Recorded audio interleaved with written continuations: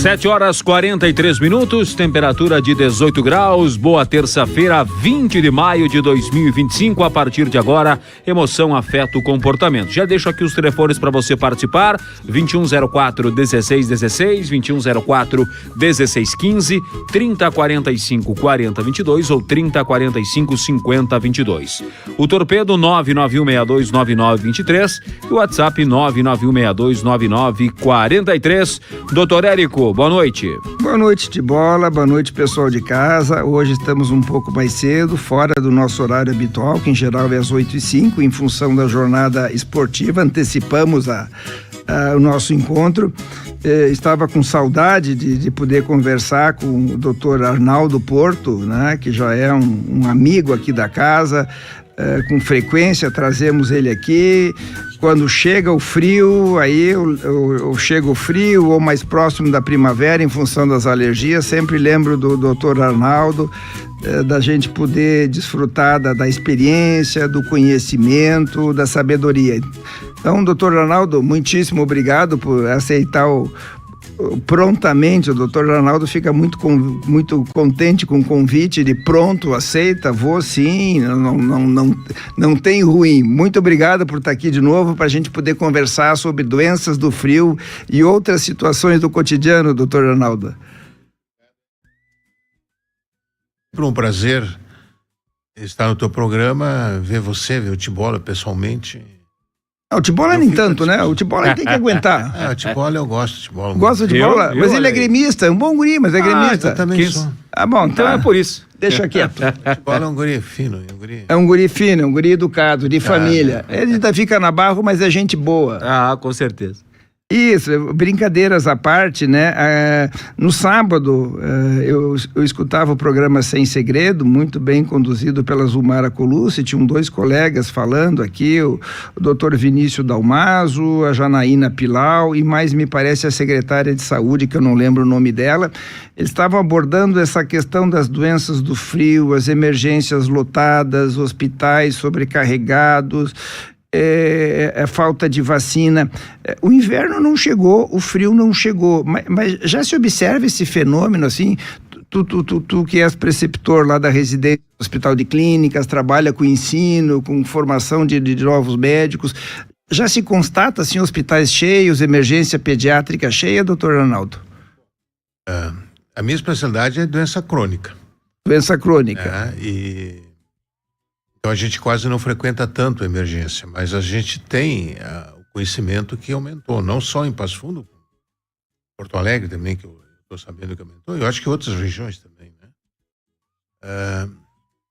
A tendência é que já não temos mais uma sazonalidade como nós tínhamos no passado, né? Então o começo do outono, abril e maio, sempre foi 2 meses bem complicado para alguns tipos de vírus respiratórios. O que está adiantando, além disso, é a influenza. A influenza está chegando mais cedo, né? E nós tivemos aqui surtos grandes de influenza. Eu acho que isso aí é uma das causas que deve estar superlotando os hospitais e as emergências. Sim. A influenza mudou um pouquinho aqui no sul o perfil. O perfil. Ela normalmente entrava na metade de maio em diante. E a gente já viu o começo dos sintomas em começo de abril. E essas doenças que acabam acontecendo com frio, assim, doutor Arnaldo, é porque as pessoas ficam mais num ambiente fechado, com menos circulação de ar? O que será que acaba contribuindo? Por que nós sempre adoecemos no inverno? Essa é uma pergunta básica, mas o pessoal de casa eu acho que vai... A primeira é a sazonalidade dos vírus, né? Então, esses vírus têm uma sazonalidade, né? Por exemplo, o vírus do resfriado comum, o nome desse vírus chama-se rinovírus, é vírus do nariz. Sim. É o que dá o resfriado comum. Esse vírus, ele começa no começo do outono, ele entra. A gente conta o início do ano letivo, bota 17 dias, 21 dias, ele já... É mesmo, é batata? É sagrado? É sagrado. A gente sabe porque as crianças asmáticas, mesmo adultos, mais as crianças que pegam mais esse vírus que os adultos, né? a gente chama a asma do outono. Então, chegou o outono, entra em contato com o rinovírus no colégio, desencadeia a crise de tosse e desencadeia a crise de asma. E ele dá um quadro bem semelhante a um quadro de uma rinite alérgica. Ele provoca coriza, aquele escorrimento. Sim, o nariz fica correndo, né, afundando. Ele provoca, em criança pequena pode dar febre, mas a maioria às vezes é febrícula, uma dor de garganta, irritação nos olhos, lacrimejamento, coceira.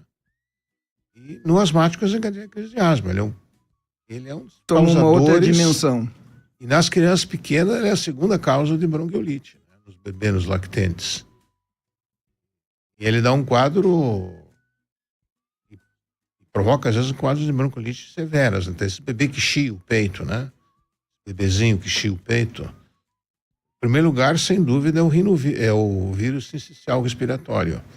É um vírus também de outono, mas ele entra mais na metade, agora em maio ele começa a entrar, metade de maio em diante.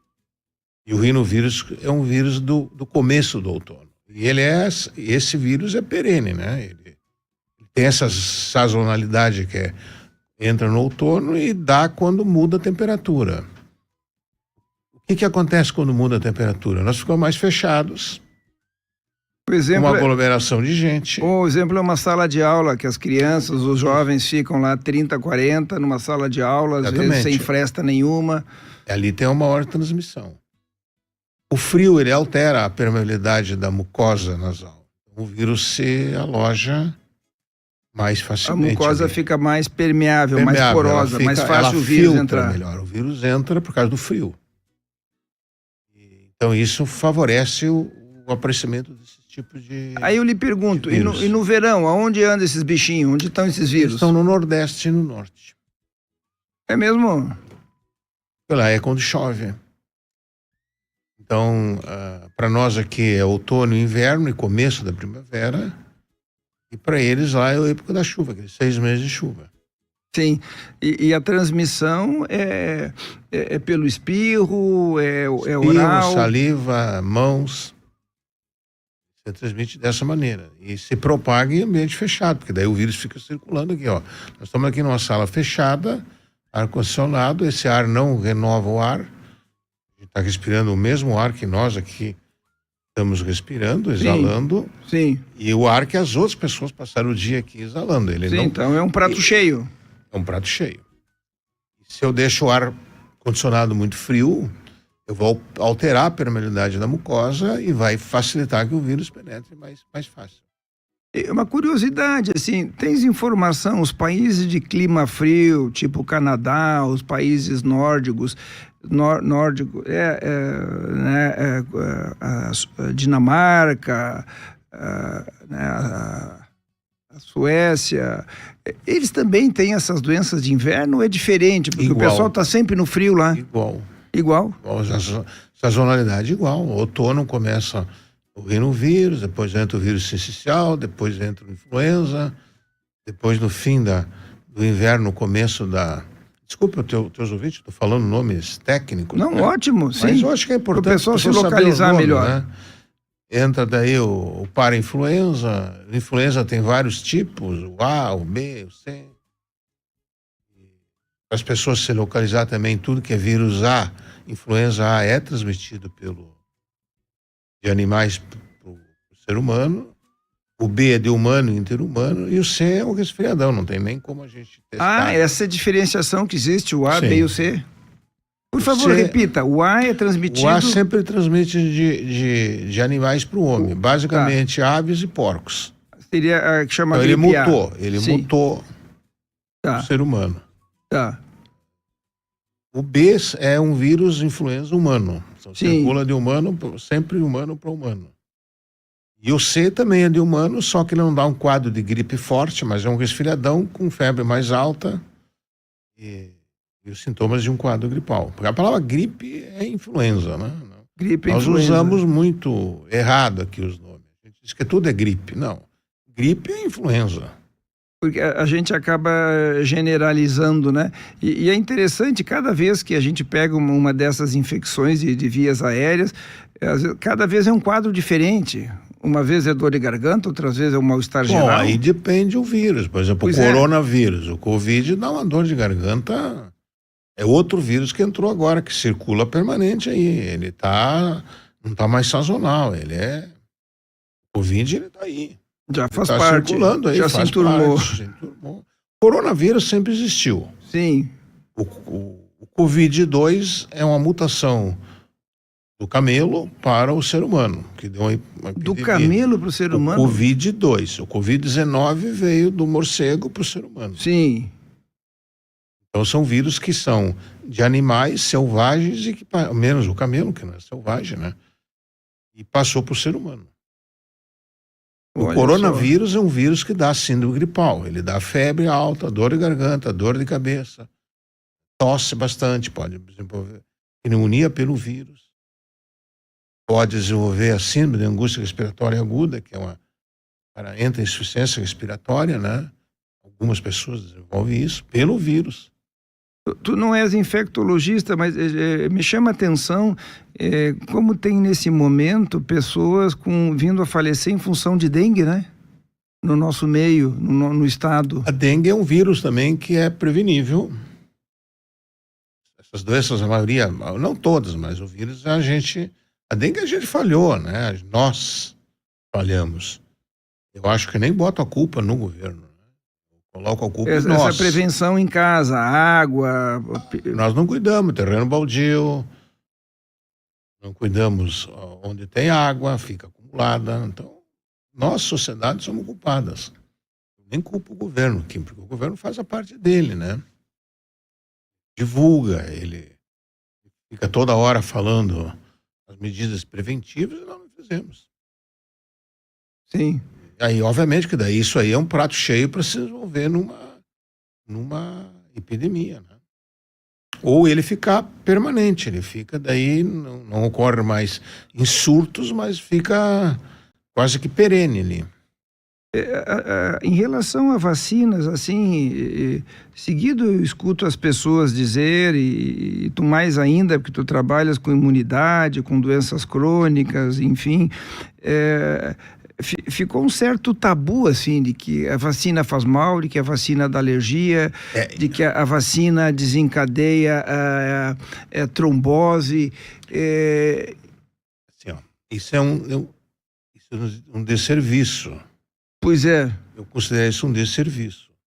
Essa opinião que pessoal vem minha. desde a época da pandemia do Covid, né? Sempre houve esse tabu em relação à vacina. Se você pegar a história da febre amarela ou da vacina da varíola, no século XVIII, você vê que também aparecia nos desenhos, caricaturas da época da varíola, quando queria se fazer a vacina da varíola, a bronca é que o cara aparecia daí um cara com cara de porco, um cara com cara de asno, um cara com cara de sapo.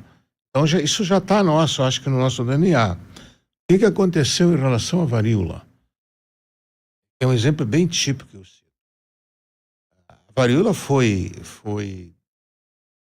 quem praticamente estimulou que houvesse a vacinação da varíola bovina para o ser humano foi uma princesa, acho que alemã, se não me falha, era inglesa, e que ela era muito bonita e tinha 2 filhos muito bonitos.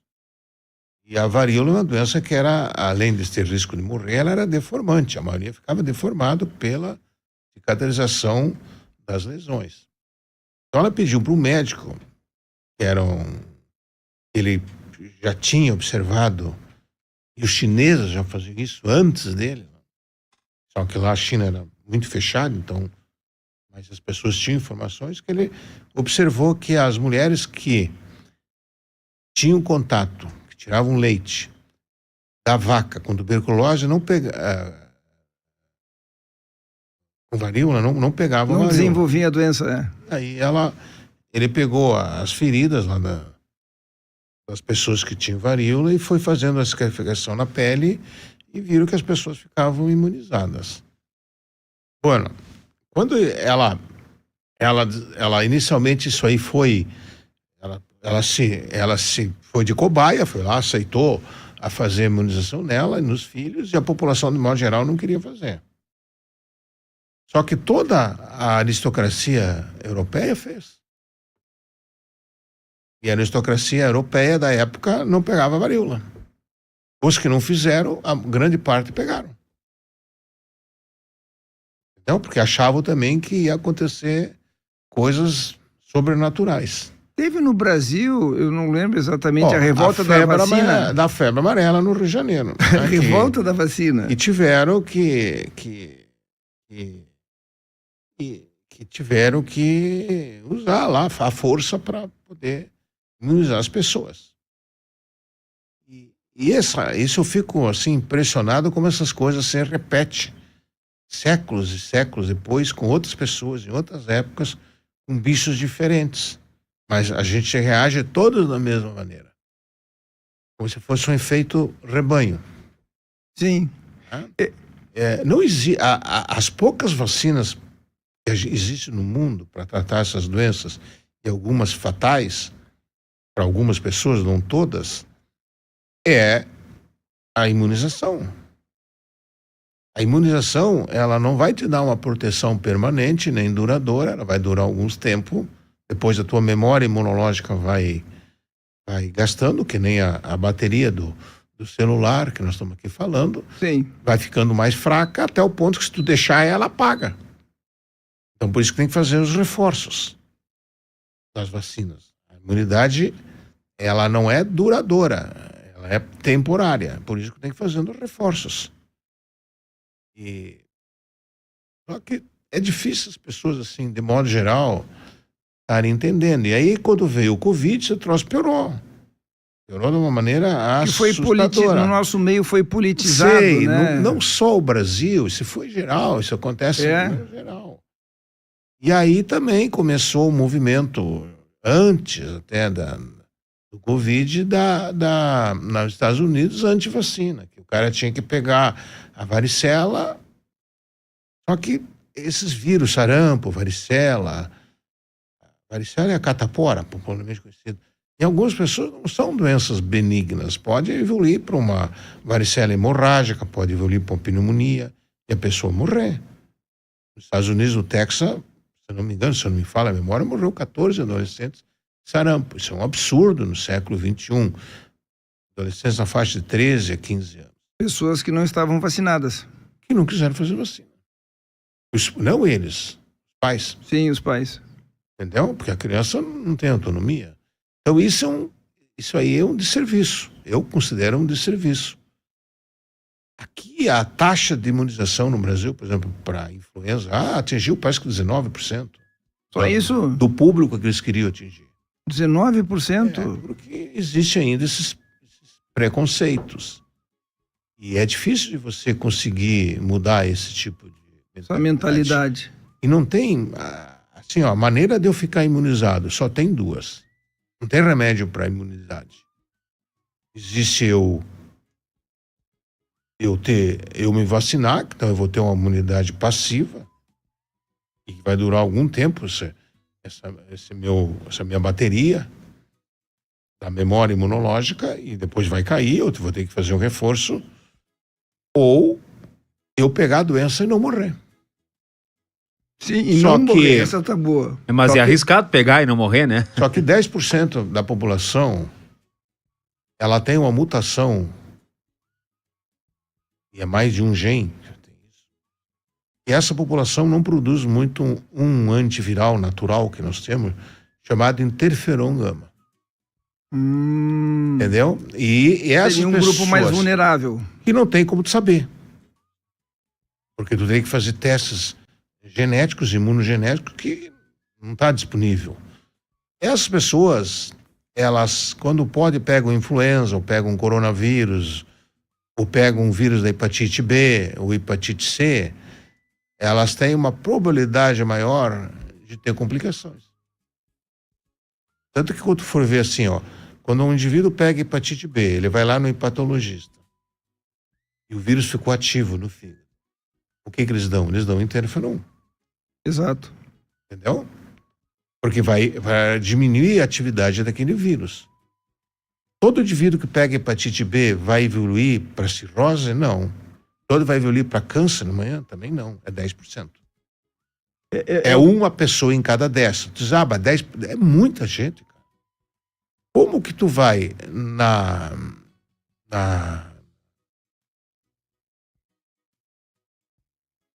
Sim. na prática clínica, ou o governo na saúde pública, ele vai saber quem está a 10 ou está nos 90?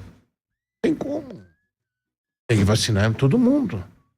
Não vacinar todo mundo, ele pega os 10 que sabe que ele vai complicar e pega os 90 que não vai complicar. E um outro dado interessante, agora eu não lembro exatamente números, mas o pessoal falava no Sem Segredo de sábado, acho que era a doutora Janaína, um ouvinte perguntou, mas o fulano fez a vacina e desenvolveu Guillain-Barré. Aí ela disse assim, olha, é tipo assim, de 100 mil que faz a vacina, 2 pegam... 1 milhão.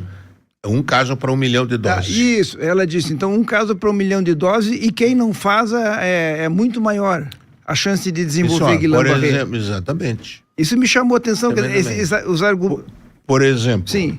Os caras vão pegar a vacina do coronavírus, do Covid.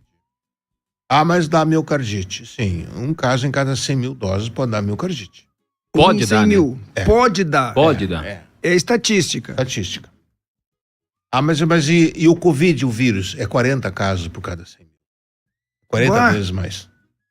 Mas isso não falam. Se pegar Covid, pode ter mais risco, 40 vezes mais. O vírus selvagem é muito mais severo que o vírus atenuado. Sim. Entendeu? A vacina... Por exemplo, a vacina da gripe, eu estou usando o influenza, vírus. Ele é morto e atenuado. Então, eu estou injetando em você uma partícula que vai estimular o teu sistema imunológico a produzir anticorpos contra ele. Agora, se eu pegar o influenza vírus vivo, selvagem, que a gente chama, ali, a chance de eu ter é muito maior. Não sei para dizer agora em número. Agora, qual é a probabilidade do indivíduo pegar o vírus da influenza e ter o Guillain-Barré? Também não é comum. Mas, deixa eu ver se eu entendi. Hoje, por exemplo, se a pessoa faz a vacina... Pode ser, uma em cada 100 pode desenvolver miocardite, ok? Uma em cada 100 mil. Em cada 100 mil. 100 mil doses. Doses, tá. Isso corresponde à questão de quem não fizer a vacina e pegar, por exemplo... 40 em 100 mil. Para ter miocardite. E pode ter miocardite grave. Muito mais grave que o vírus ativo do que o vírus não ativo. Isso serve para influenza, para febre amarela. A febre amarela dá 1 cada 100 mil... Pode dar lesão hepática? Pode. Fazer uma hepatotoxicidade. E tu reverte. Entendeu? Agora, se eu pego a febre amarela... A chance é muito maior. O Drauzio Varela foi um cara... Desculpe usar o nome dele, mas ele é uma pessoa... Não, é um médico respeitável. Ele foi, há muitos anos atrás, ele falou isso aí. Ele foi para a Amazônia fazer, não sei se um trabalho como médico, como acho que foi fazer uma pesquisa, alguma coisa assim. E pegou febre amarela lá, e ele passou muito mal. E ele disse, é muito pior eu pegar o vírus ativo. Sim. Porque é um bilhete premiado. Tu não sabe se tu tem o bilhete premiado na mão ou não. E entra naqueles 10%. Cai aqueles 10%. Por exemplo, Covid, vamos falar aqui. O cara chega lá para mim, no meu consultório, diz, eu tive Covid. Tudo bem, eu faço 2 perguntas para ele. Tu teve que tratar em casa ou tu foi hospitalizado? Aí eu fui hospitalizado, Covid grave. Foi para CTI, Covid gravíssimo. Ele estava falando comigo, ele não morreu, mas ele saiu. Certo? Se ele tem Covid gravíssimo, eu sei que ele tem a mutação desse gene do interferon gama. Sim, quer dizer, uma pessoa que estava mais suscetível a um prejuízo na imunidade. Da imunidade. Ele sei que ele vai pegar de novo, ele vai complicar para a vida dele. Esse cara tem que fazer vacina. Independente do que ele pensa. É que fica uma ideia, vai pensar, não, a gente tem que fazer vacina para o tétano, talvez para a febre amarela, agora vacina para dengue, tem que estar imunizado para hepatite, as mulheres conforme a idade para HPV, depois de certa faixa etária para pneumonia. Mas aí é uma infinidade de vacinas. Bom, esses vírus estão aí. Sim. Tudo bem, eu vou pegar a mulher vai pegar HPV. Eu não sei de cabeça qual é o percentual delas que vão ter câncer de colo uterino. Decorrente do HPV. Então, uma doença que seria, se não me falha a memória, se eu estiver errado, o pessoal me corrige aí, Sim. em estatística, mas câncer de colo uterino no Brasil é 300 mil casos, parece, por ano. É bastante, é uma coisa violenta. Uma doença está curada, está prevenível, o governo oferece Sim. a vacina lá na imunização. Ele doa ali, 9 anos, tem que fazer vacina HPV, homem ou mulher. Porque Ele entendesse? Então, é uma doença que eu posso prevenir, é uma doença grave para a mulher. Ele também é responsável por câncer de pênis. Os homens ficam achando que não, que HPV é uma doença feminina. Não. Ele pode dar câncer de pênis, pode dar câncer de reto. Exato. Ele pode dar a verruga genital, que tu não resolve isso aí tão facilmente. É uma coisa, não mata, mas é extremamente Confortável. desconfortável e gera uma péssima qualidade de vida. Interfere no dia a dia, na vida daquele indivíduo. Exato. É. Temos pergunta aí, Tibola? Tem uma pergunta aqui a respeito, vamos lá. o Márcio está pedindo, e o coronavírus, a questão da vacina, como não se ouve falar a questão de revacinação, enfim, parou, não se ouve tanto alarde sobre a questão de vacinação para o Covid. A vacina está disponível na rede. Essa vacina só existe em rede pública. Eu acho que as pessoas de risco tinham que se vacinar.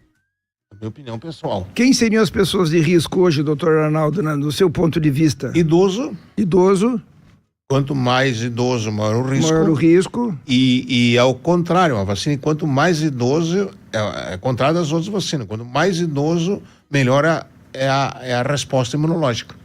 Então, se eu pegar lá com 80 anos, eu vou ter uma soroconversão, uma positividade, um efeito da vacina de mais de 90%.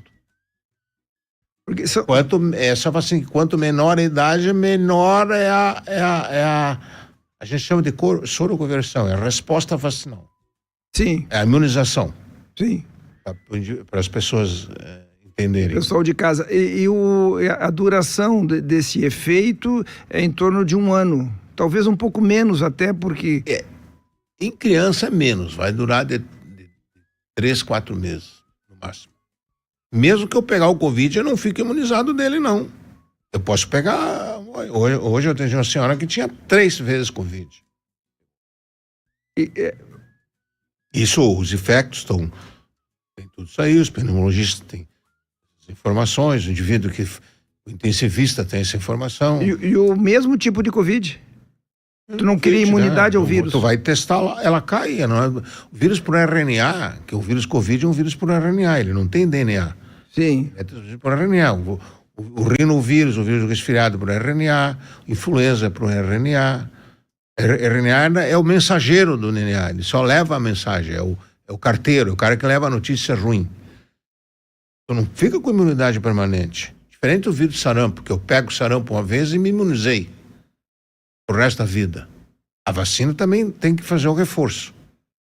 O vírus, ele não é selvagem.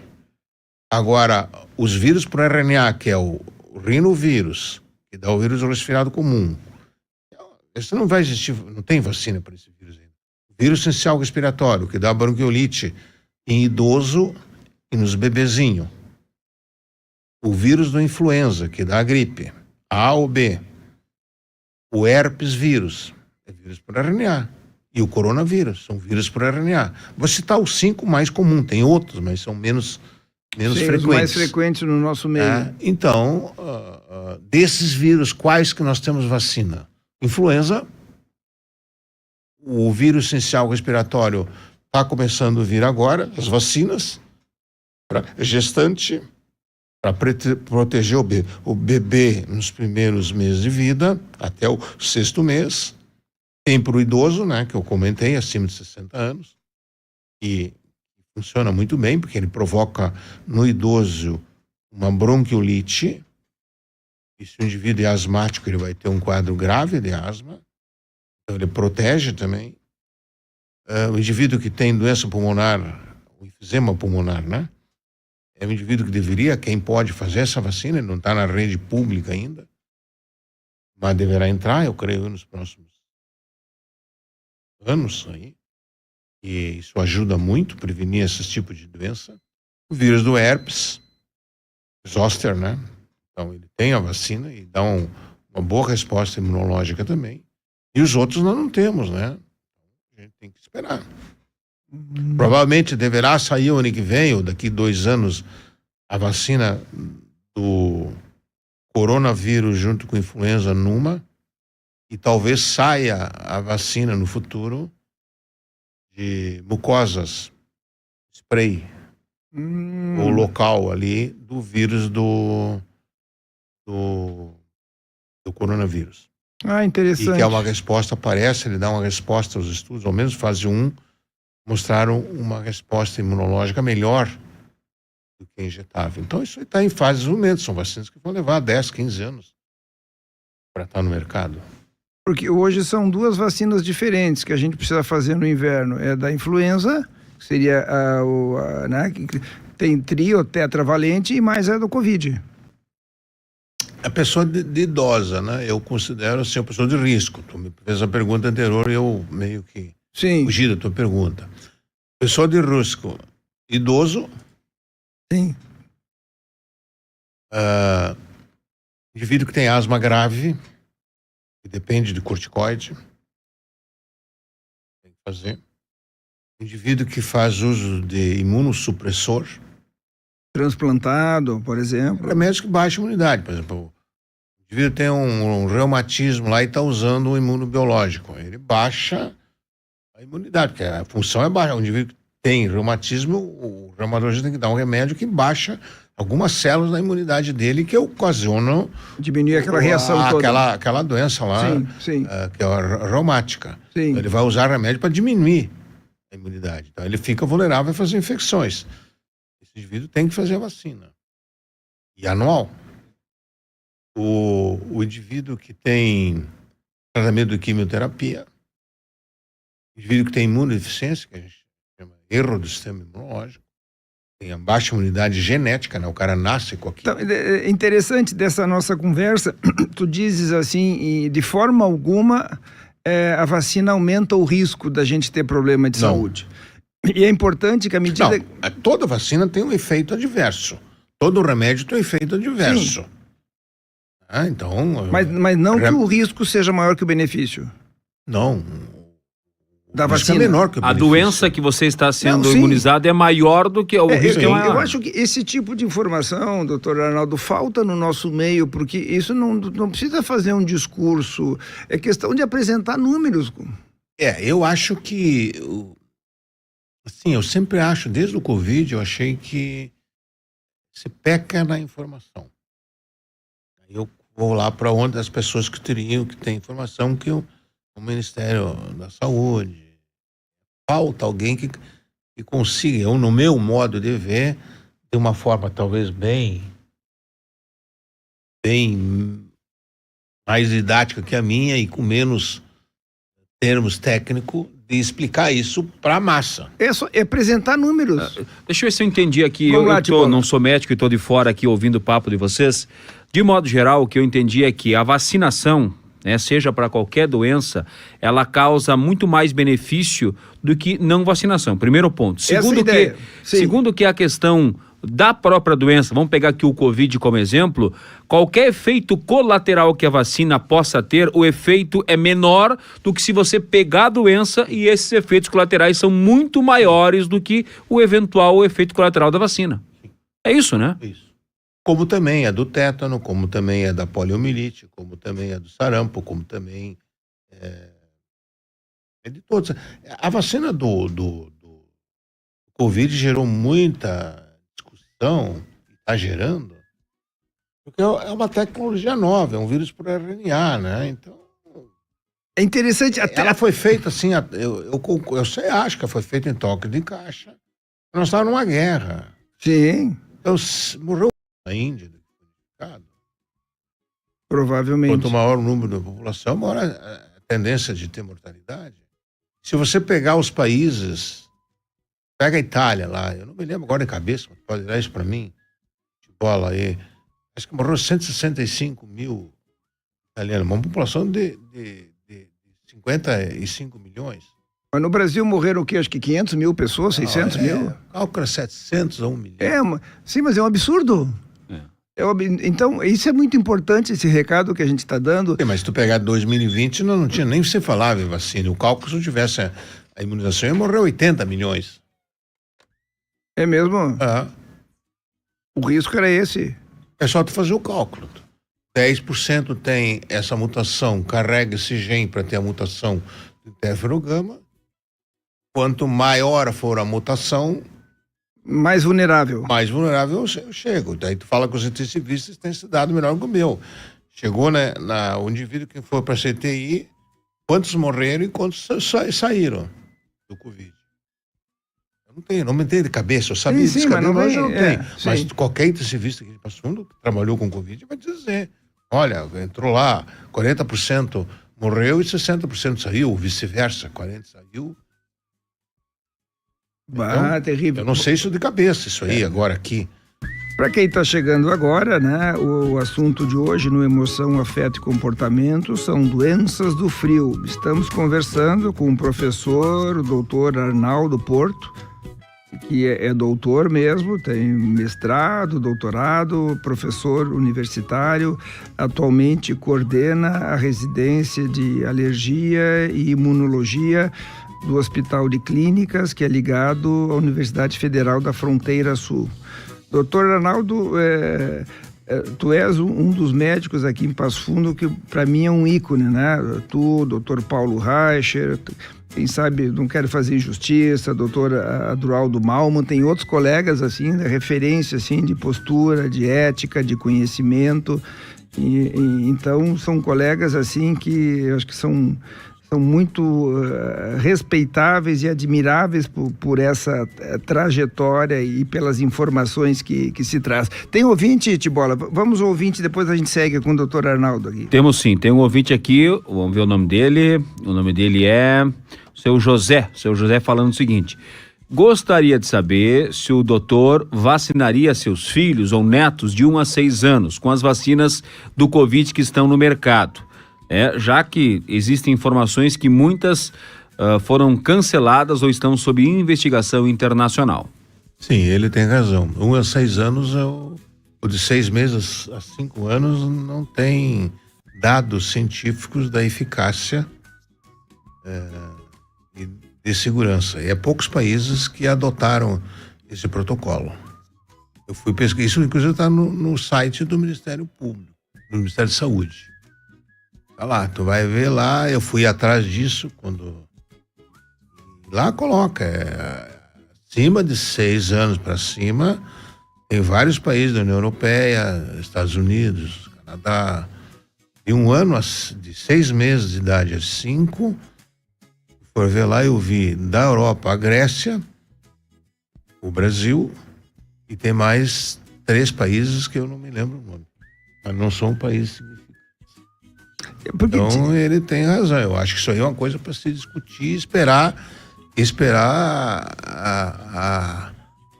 maiores dados de pesquisa. E também eu não vejo uma população de risco, a não ser se criança de novo. Vou salientar para ele que o que informei aqui é o grupo de risco. Sim. Então, a criança que está dentro do grupo de risco... Mesmo nessa idade... grupo de risco. Então, o que seria grupo de risco de crianças, por exemplo, nessa idade? Eu tenho uma criança com cardiopatia congênita. Certo? Eu tenho uma criança que está fazendo tratamento para neoplasia, câncer, ou um linfoma, ou uma leucemia. Eu tenho uma criança que tem uma doença chamada fibrose cística do pulmão, que é uma doença que dá uma doença crônica do pulmão, e que se ele pega o vírus, vai detonar o pulmão dele. Então são casos especiais. Eu não vejo no sentido de generalizar para toda a população. Um prematuro extremo e pode pegar o vírus e complicar. Um indivíduo que tem bronquiolite, uma doença chamada bronquiolite obliterante, ele pegar, ele vai parar na CTI. Então são casos especiais. Eu tenho lá paciente com imunodeficiência, com erro inato do sistema imunológico, genética, vai fazer, porque se ele pegar, ele pode morrer. Então, não é generalizar. Talvez ele tenha me entendido mal. Não, mas eu acho que a pergunta foi boa, se generaliza, não. Tem que ver casos específicos. Tem uma outra Vamos pergunta lá, aqui. E as crianças nessa faixa etária, tá? Ele fez uma pergunta um pouco maior que eu vou tentar resumir. As crianças nessa faixa etária, tá? De 1 a 6 anos e tal, que não estejam nessa questão de risco, né? Com essas doenças que o senhor citou e tal, e já fizeram uma vez pelo menos a vacina. Elas não devem fazer mais? E qual o risco por elas terem feito essa vacina? Bom, aqui uma vez pelo menos. Não há risco nenhum. Ponto. Isso aí é zero. Aqui nós temos uma coisa que independe do que eu penso como médico. E da minha posição. Aqui, se isso for obrigatório, em dita lei, não é eu médico, e sim o Ministério da Saúde. E é uma lei federal. Então ali tinha que ver essas coisas, né? Infelizmente nós estamos ainda numa discussão aqui que nós, população e nós médicos, não temos muita margem para discussão. Se veio uma lei, o que tu vai fazer? Tu vai ter que assinar um termo de consentimento que tu não quer fazer. Eu sei, porque eu tenho paciente que está se incomodando com isso. A paciente não, o pai, a mãe, né, o familiar. Porque é exigido para entrar na escola, algumas situações, isso aí é uma carteira de vacinação. Essa coisa não está claro ainda para mim. Eu não sei porquê, não sei dizer para vocês qual é o objetivo. Sou franco aqui do que eu estou falando, bem franco. Eu não sei qual é o objetivo, por que nessa faixa de idade. Porque, inclusive, nessa faixa de idade, o risco de eu ter Covid grave é baixo. É pequeno, né? A taxa de mortalidade é pequena também. E não vai gerar muita imunidade de rebanho. Até porque o senhor disse que as crianças têm uma imunidade menor, de menos tempo, né? Dura menos tempo. Ele vai ter uma resposta menor. Eles têm que fazer 3, 4 doses no ano. Para poder ficar o ano inteiro imunizado.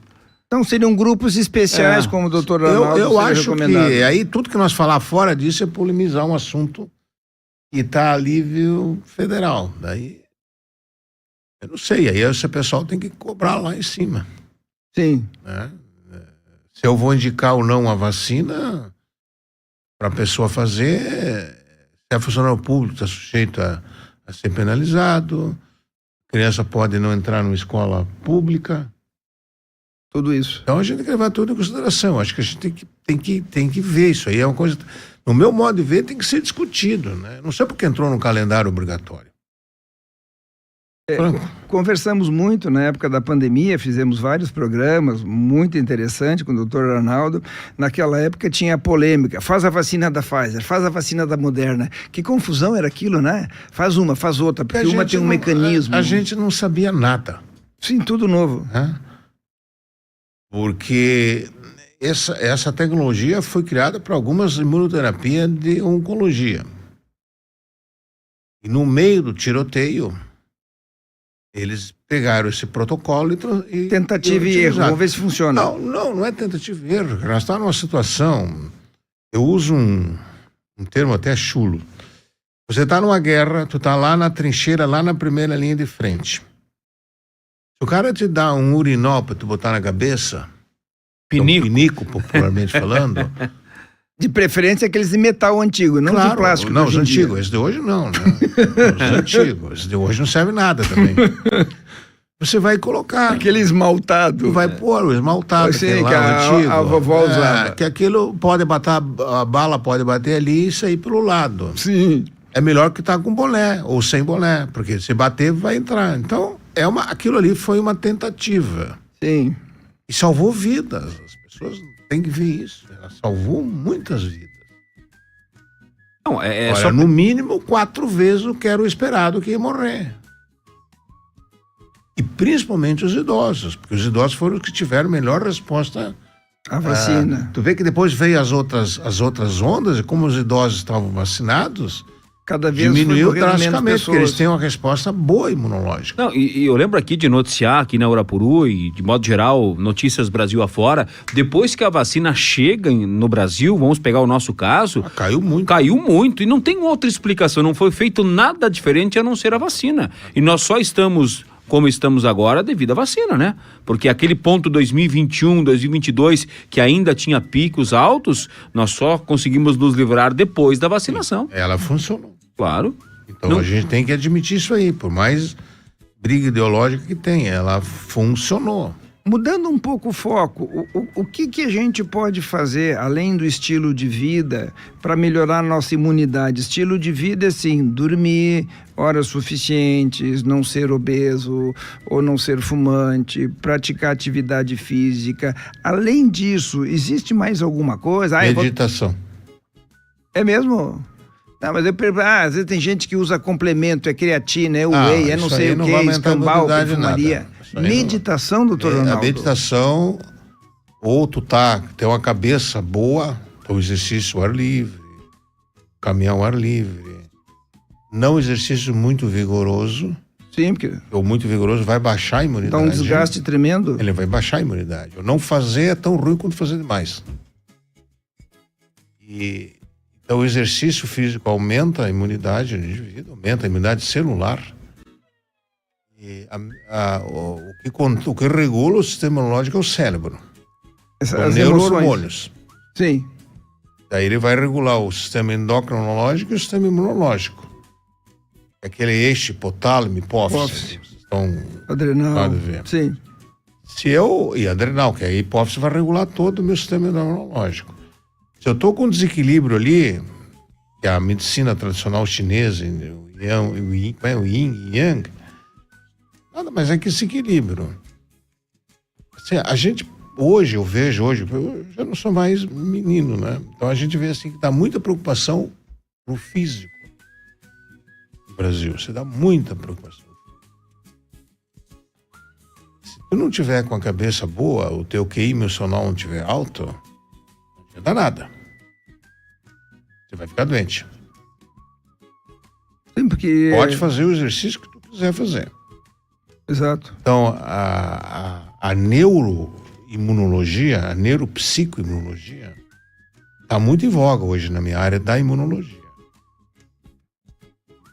Entendeu? Então, se eu tô com a cabeça boa, se eu sou um cara que... Tu pode criar meditação, yoga, tu pode criar mecanismos. Tu melhora. Então, diminuir a tela, ver coisas que ficam Aproveitando dentro disso, tu deve ter visto dias atrás, não sei se uma semana, 20 dias atrás, uma notícia, me parece que da Inglaterra, que os médicos estariam prescrevendo visita a museus. Eu vi isso na Itália agora. Então foi na Itália. Eu vi na Itália, Milão e Florença. Isso, então foi na Itália. E eu vi assim, mas assim, olha, centenas de crianças na idade escolar, 9 anos, 7 anos, 9 ali para cima, naqueles museus enormes e impressionante. Isso aí eu acho que faz parte do currículo deles. Eles vão lá, ficam lá, tu fica 4, 5 horas lá, caminhando e vendo. O resgate da história, o resgate da cultura. Isso é fundamental. Eu acho que isso aí é um meio da gente sair. Eu acho que as ciências humanas têm que ser resgatadas na escola. Minha opinião, pessoal. Eu sou um médico humanista, então ele tem que resgatar as ciências humanas. Eu acho que tem que fazer essa criançada pensar, entendeu? Então eu sou favorável a ter curso de filosofia dentro da escola. Sim. Entendeu? Os filósofos do passado que viu a alma. Eu sou um cara que sou dessa linha aí. Eu acho que a filosofia era uma excelente saída. Para a gente pensar, para se humanizar. Nós estamos perdendo a humanização. O contato, olho no olho. O ser humano está perdendo a humanização, cara. Você passa ali, o cara tem uma coisa, tu passa do lado. Aí eu vou aproveitar um outro assunto que eu também queria te escutar. Né? Nós que somos médicos já com mais de 30 anos de estrada, o que se vê hoje, essa grande natalidade médica, né? Agora surgiu mais uma nova faculdade de medicina aqui em Getúlio Vargas, né? O que vai ser da medicina, doutor Arnaldo? Eu acho que essas coisas assim, ó. Os Estados Unidos já passou por isso.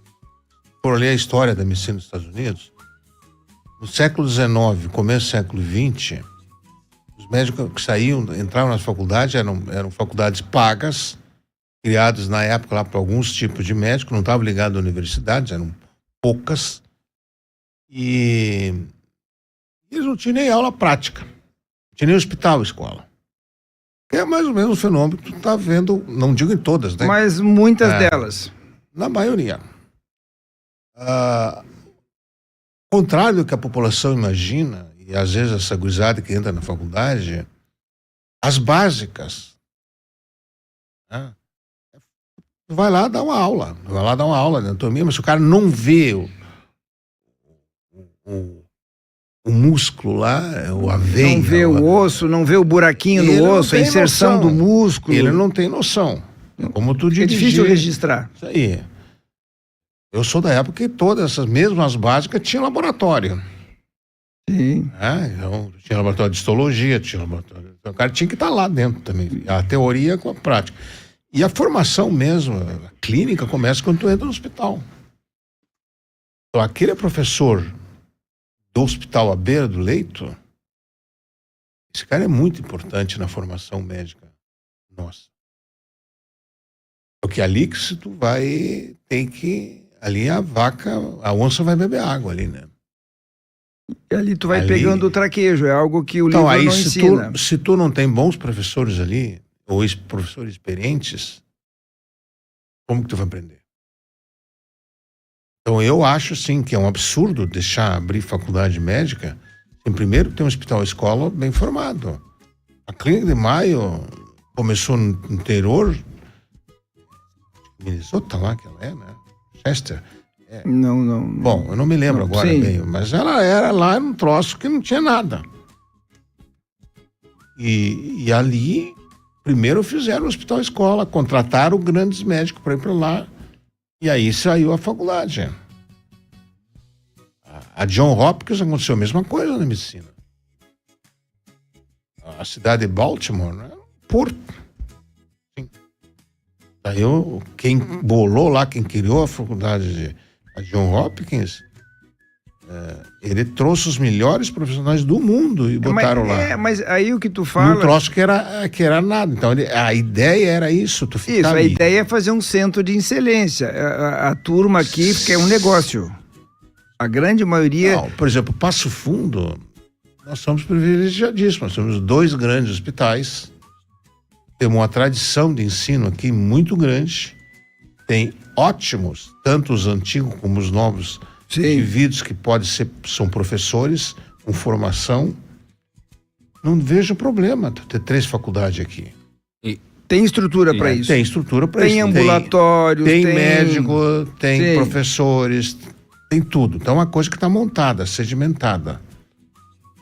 O que me preocupa é tu ver cidades pequenas. Getúlio Vargas não tem nem UTI. Eu lembro Não é ter UTI. Não, estrutura. Quando tu entra, quem vai ser o professor de clínica dentro do hospital? Entendeu? Qual é o cara que vai sair daqui e vai me levar para trabalhar em Getúlio? Nós não estamos falando do caso de Getúlio da Ideal. Não da Ideal. Estou falando de geral. Como tem lá no interior de Goiás, assim, como tem em várias cidades. Sim. Eu acho que tem... Eu seria mais favorável a criar centros médicos. E o Brasil não falta médico, falta distribuição, falta carreira médica. Isso aí os sindicatos médicos vêm falando isso aí há 500 anos e o CRM, o Conselho Federal de Medicina. Por que não cria o médico, a carreira médica trabalha 6 horas no hospital público? Como agora, é na Itália, como é na Argentina, como é no Uruguai. Eu penso assim, essa gurizada nova, essa gurizada nova que está na medicina e se esforçando, lutando para construir a vida, concretizar o seu sonho, essa gurizada vai se deparar com um cenário complicado, porque tu vê assim, só tem vaga na residência para de 10 que se formam, tem vaga para 1. É mais ou menos isso. Sim. Hã? Hoje é 3, mas com esse ao número de aumento de profissionais... Mas também, tá, residência, tu vai fazer aonde? Quando? Quem vai ser o teu preceptor? Quem vai ser o supervisor? Então, assim, ó... não pode. Então, assim, ó, não tem por que tu formar 50 mil médicos a mais por ano. Só vai beneficiar quem? Não, quem vai beneficiar isso aí? Não, população, não. Não, vai beneficiar, vai diminuir o custo da mão de obra médica para os órgãos públicos que contratam um médico para trabalhar no UBS. Ah, mas quem vai ser o prejudicado? Eu vou ter médico mais treinados ou menos treinados? Não, vai se provar quem está correndo mais risco é a população de pegar profissionais com menos treino. A profissão pobre. A população mais pobre. Sim. É a mais vulnerável.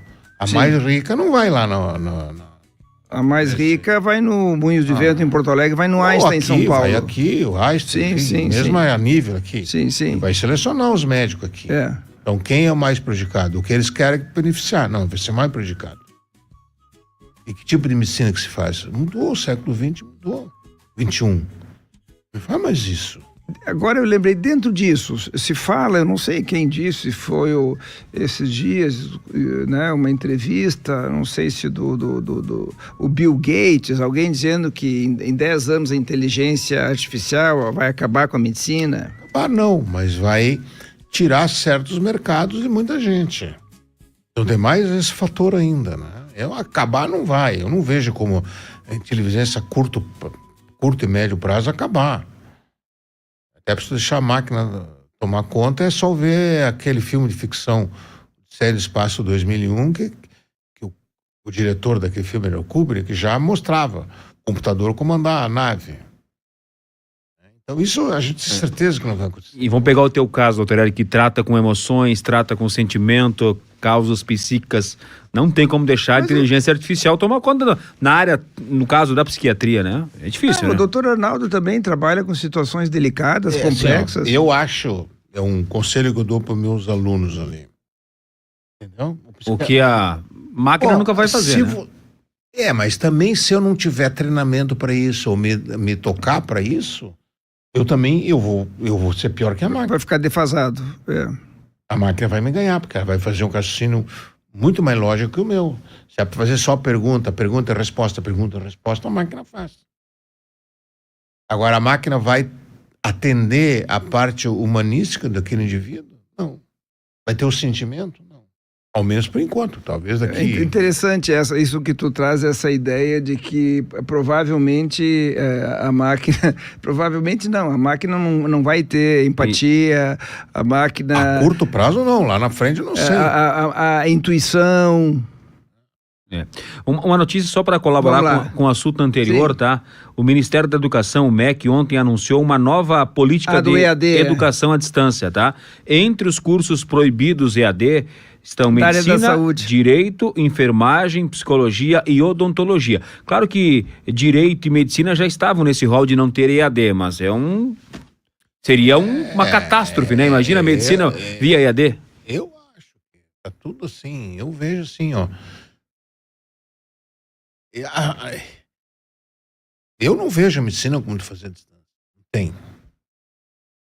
Eu posso ter uma aula, ter um curso, mas... A parte teórica, sim, algumas aulas. Agora, é como tu dizes, aprender uma cirurgia por vídeo, fazer um parto por vídeo, enfim, ressuscitação... Tu tem que estar, tu tem que estar ali. Eu devia fazer, eu estava falando com o Juarez, um tempo atrás, Juarez da Alvesco. Sim.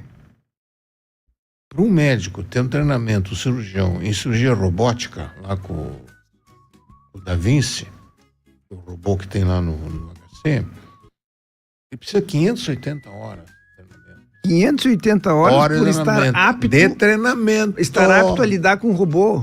Para ele poder sair e operar sozinho. Ideia, que loucura. E aí o Juarez me mostrou lá que o Juarez é dessa linha também de humanismo. Tá? Sim, o doutor Juarez Alvesco. Não é só o treinamento, ele tem etapas.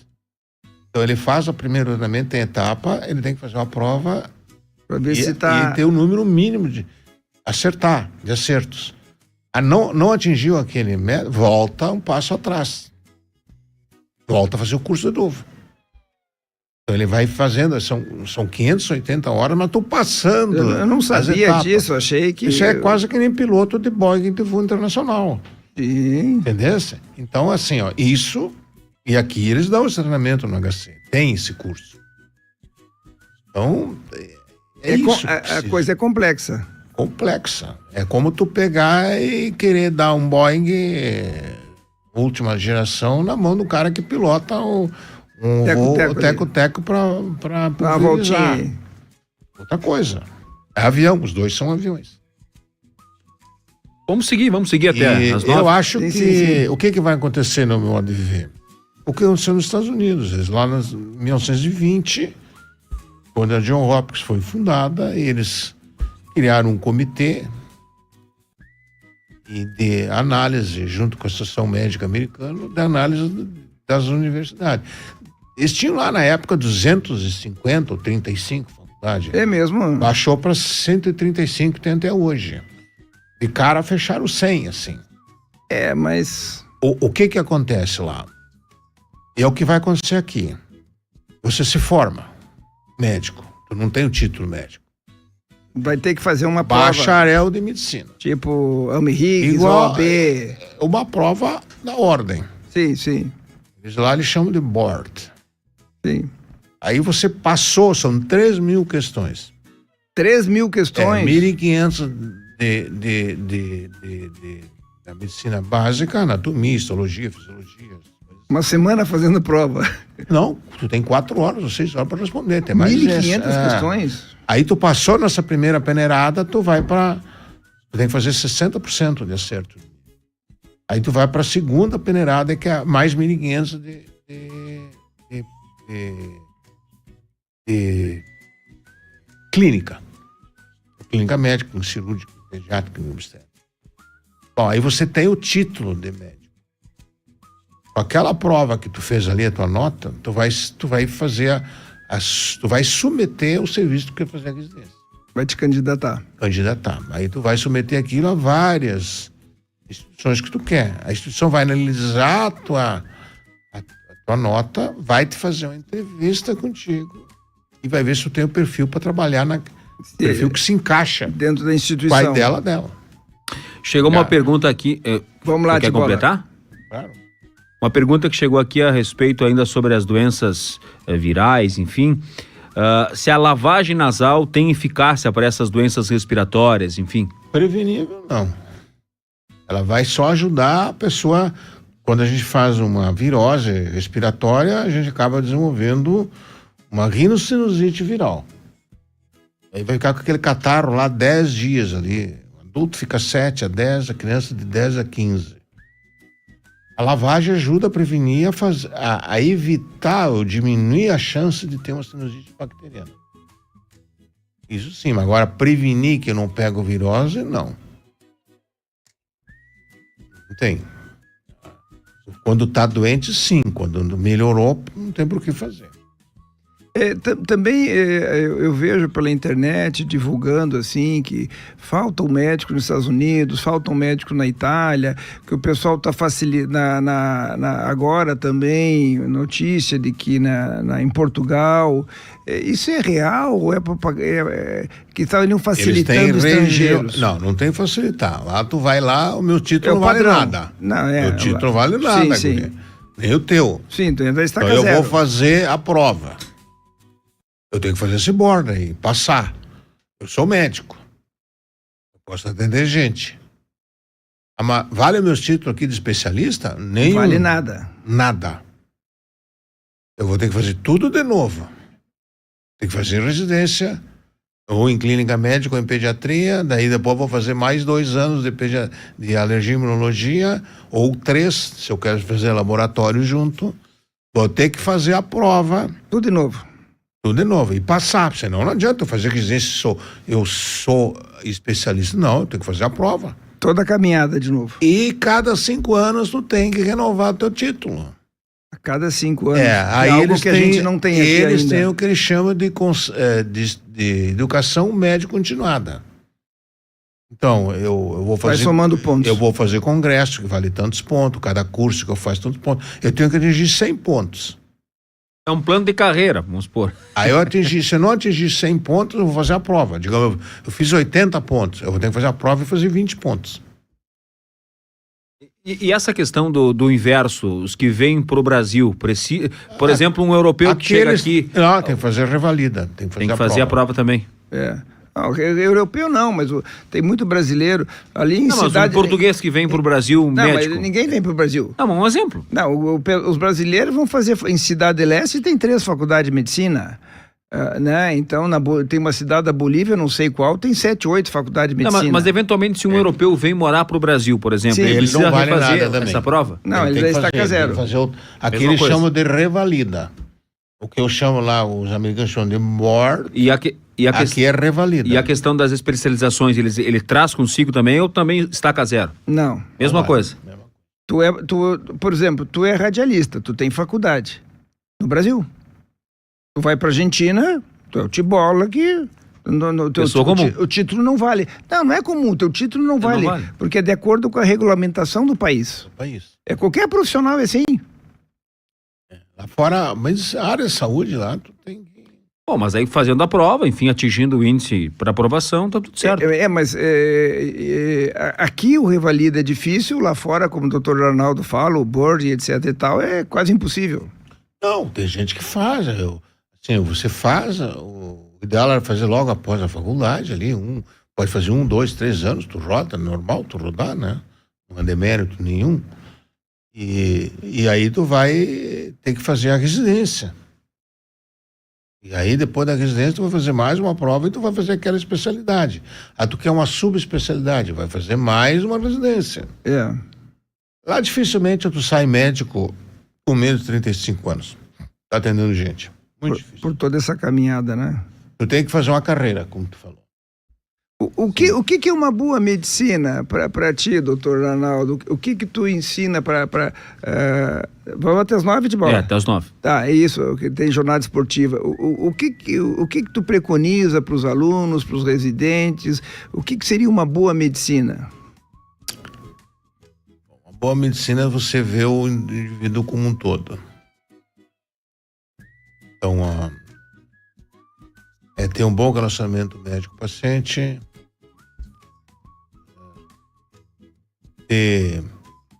se botar no lugar do outro, então fazer uma medicina com humanismo, ouvir, fazer uma boa história.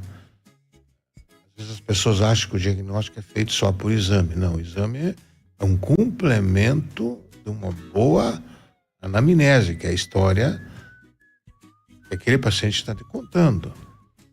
Na tua área é 100%, na minha é 85%. A história, sim.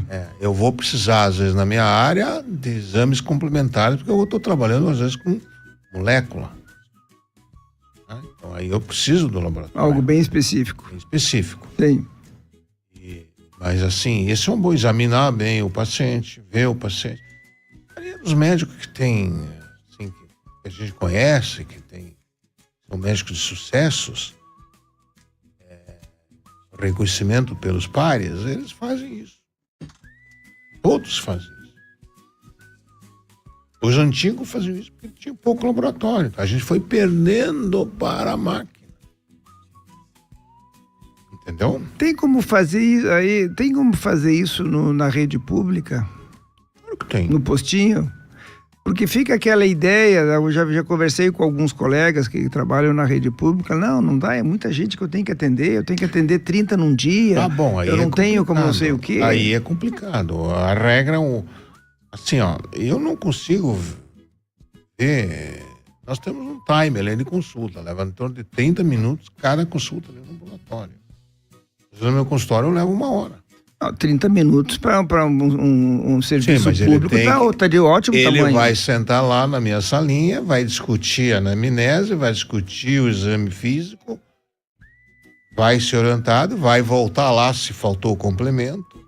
E a maioria das vezes eu vou junto e E veja, Perfeito. Mas, doutores, na prática aqui, o que nós recebemos é que as consultas não duram 5 minutos. Não, mas ele está falando no serviço de residência, de treinamento de médicos. Que é do meu serviço. Eu tô falando do meu E ele serviço. está falando do que é um serviço. Eu perguntei o que é uma qualidade. boa medicina. A boa medicina é isso. Mas a prática que a gente vê, muitos médicos com um atendimento de 5 minutos, 10 minutos, né? Bom, ele falou boa medicina. Sim, Não, claro. eu perguntei é boa medicina, não faz de conta.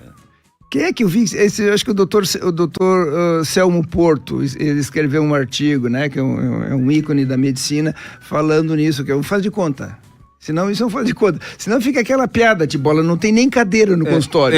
Não tem nem cadeira não que se é pro acomodar. cara não sentar. Mas eu procuro, eu e a maioria dos médicos, lá com os caras ali, pelo menos os que eu conheço, todo mundo trabalha assim. Eu não gosto de...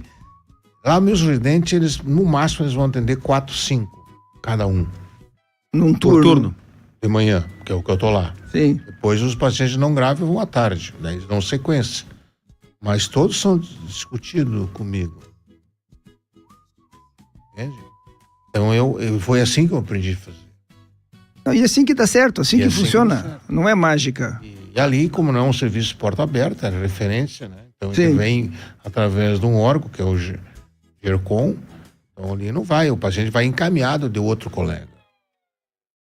Então não tem porta aberta. Mas e agora, claro que não tem nem tempo para discutir, mas por que na saúde pública, e não só aqui em Passo, de modo geral, Brasil afora, essa medicina tão rala, tão rápida, tão rasa Aí eu vou acontece? ter que responder o que respondia o... Bom, aí depende muito da pessoa, mas o que uma vez o pessoal do Conselho Federal de Medicina foi reclamar com o Geisel. Com representante o general clínica. Ernesto Geisel. Nos anos 70. E ele foram reclamar que o valor era baixo. E assim, vocês fazem de conta que atendi, nós fazemos de conta que pagamos. É mesmo? Por isso que eu digo, tu tem que Eu ter... faz de conta. Tu tem que ter a profissão médica. Aí o governo, aí ele tem que fazer não tem outra saída. Não adianta encher de médico. Tem que ter o cara, você vai trabalhar 6 horas ou 4 horas, vai trabalhar 4 horas, tu vai ter 16 pacientes ou 20 pacientes em 4 horas. Em função da jornada esportiva, doutor Arnaldo, sempre excelente conversar com Fugimos um colega. do tema, né? Não, mas do tema. tudo engloba, Estamos falando do tema muito bom e ouvir a sua experiência, todas as suas reflexões. Encerramos por aqui o Emoção, Afeto e Comportamento. Semana que vem tem mais. Daqui uns dias vamos trazer o doutor Arnaldo para a gente seguir proseando. É muito bom conversar na primavera com esse ele colega. volta, né? Não, Começo antes da primavera. Antes? Não, quando esfriar ele volta. o senhor quer ocupar o assunto aí doutor é para Arnaldo. você convidar, hein, pessoal. Esse é um tema que pode vir à baila. Perfeito. Muito obrigado, doutor Arnaldo. Até a próxima. Pessoal, semana que vem estamos aí no horário normal, né, Tibola? 8h05. Normal, a partir das Obrigado 8. pelo convite e uma boa noite aos teus ouvintes aí.